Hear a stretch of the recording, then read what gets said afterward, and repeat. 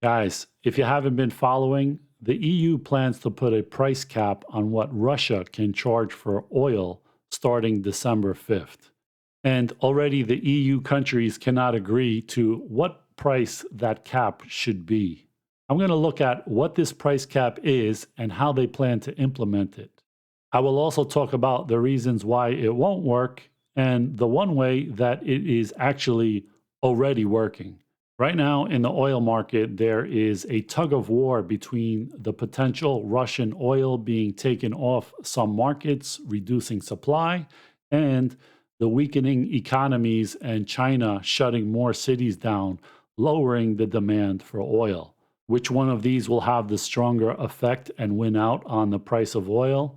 Well, the price of oil has been trending down recently, so these price caps may end up being moot. So, first off, what are these sanctions supposed to be anyway? Well, the EU sanctions would bar access to insurance and services for any ship transporting Russian oil.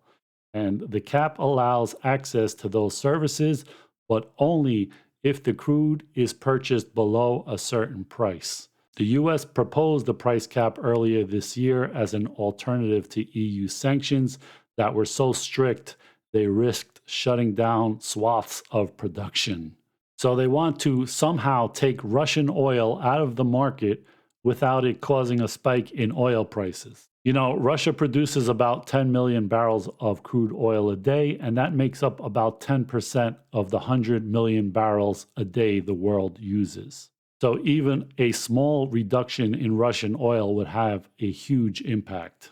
JP Morgan says Russia could give us a nasty surprise by cutting oil output by 3 million barrels a day, 3% of world supply, which is physically possible without damaging its own drilling infrastructure. This would drive prices to an all-time high of $190. And if Putin went for the jugular with a 5 million cut, prices could reach $380 a barrel. So let me get this straight. If Russia cuts off their oil, they're going for the jugular. But when the US and the EU try to shut off Russia's oil, what is that called? Is the EU and the US looking to cut their own jugular? And so the EU and the US think they will just get Russia to sell their oil much cheaper than the current market. Keep in mind, Russia's oil production costs are about $20 a barrel. Let's see the prices the different EU countries want to set that oil price cap at. So let's see what the argument is amongst the EU members about this price cap. So this black line is the average Urals price. That's the Russian crude oil price. And right now it is trading around $65 or so. And the red line is the generic crude oil futures, which is around $80 a barrel or so. So the EU is proposing a cap of $65 to $70, this line right here. But Cyprus, Greece, and Malta say 70 is too low. Why are these three specifically saying 70 is too low? Of course, it's because they have huge shipping industries that ships a whole lot of crude oil from Russia. And so they would lose a lot if they were banned from shipping Russian crude oil. Now, all the way on the other end, you got Poland over here who apparently hates Russia and wants to cap Russian crude oil at $20 a barrel. Now, remember, this is actually the cost of production for Russian crude oil, $20 a barrel. So Poland wants them to ship it and produce it and sell it for the exact price that it costs them to actually take it out of the ground and everything. And this level over here, $30, this is Poland's line that is too high. So they don't even want to go over $30. So you got Poland saying no more than 30, Greece, Cyprus, Malta saying 70 is too low, and the EU saying 65 to 70. Now, this $65 to $70 proposal may not even matter because oil has been falling.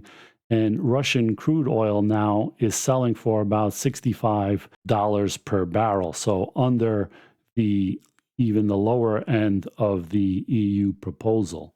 So, what might happen is crude oil might fall way below these proposed levels because of the recession and demand falling and China locking down their cities.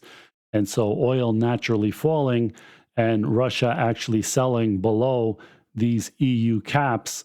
And then the EU patting themselves on the back and saying, wow, look how well our cap worked in bringing down Russian oil prices, even though it had nothing to do with their cap, but just market forces.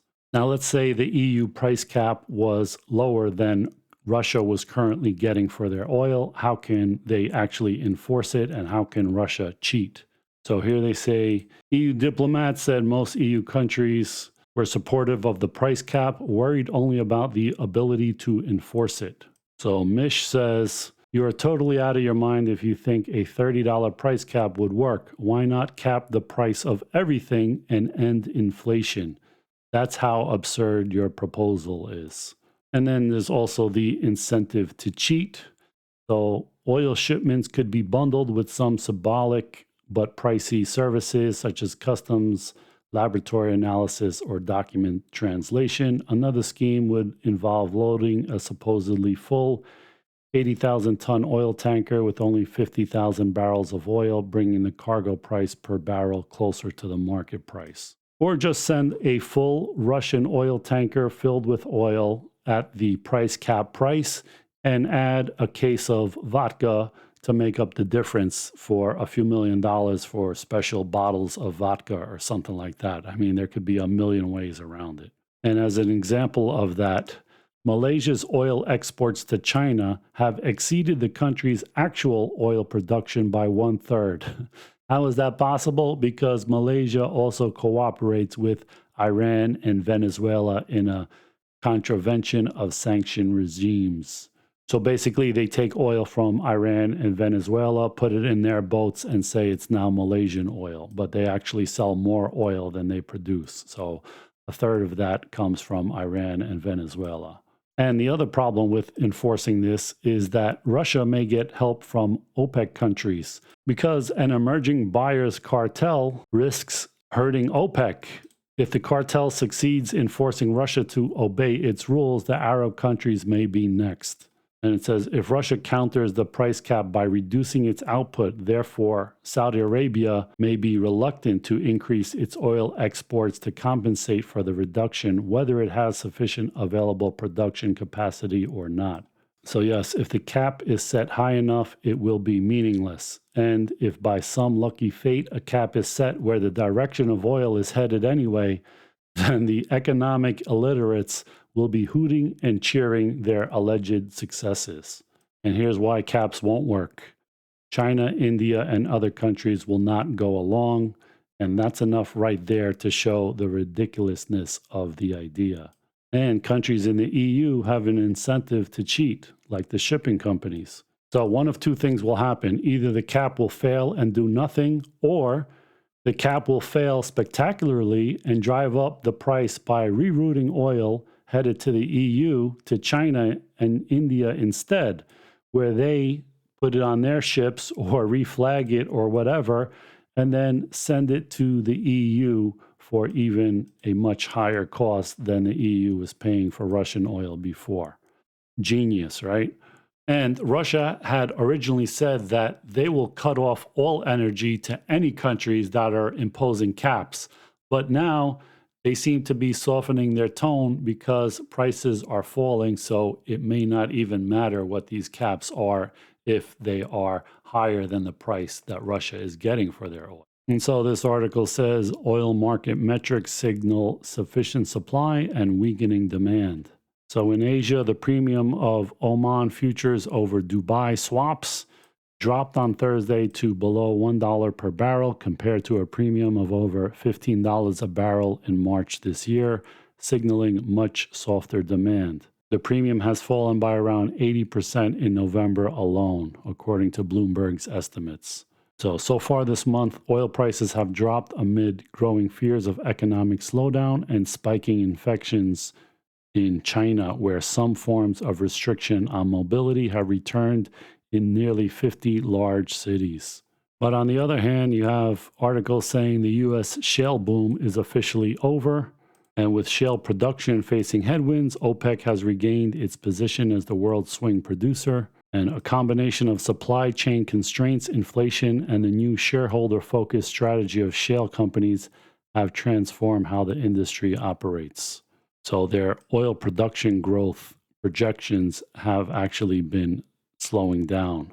So the EIA expects U.S. crude oil production to average 11.7 million barrels per day in 2022 and 12.4 in 2023, which would surpass the record set in 2019. But the EU has downgraded these numbers already several times in 2022. In October, they downgraded the average production estimate for 2023 to 12.4 million from 12.6 million. So a top industry executive said the U.S. shale patch is no longer the swing oil producer, and OPEC is back as the most important driver of oil supply fundamentals. So you have this tug of war. You have supply potentially falling with Russian oil price caps, and maybe the shale patch is not producing as much as they thought it was going to. So that is a reduction of supply. But on the demand side, you have the economy weakening, and you have China with their zero tolerance COVID policy shutting down 50 cities or so. That is also really reducing demand as well. But no matter what happens to the price of oil, it is most likely going to be from actual market forces, not made up price caps that the EU thinks that they can tell Russia what they can sell their oil for. So if these oil price caps work so well, I guess the EU could just tell the US that, hey, the new price for the LNG that you ship us, instead of being 4 times what it is in the US, we want a price half of what it costs in the US, and see how that works out for them. So if that works, we'll be in a whole new economic era. You can just go to the supermarket and tell them what your price cap is for steak. You can go to the Mercedes dealer and tell them that your price cap for their $100,000 Mercedes S-Class is now $20,000. And if they don't sell it to you for $20,000, they can no longer sell cars in the US. See how that works?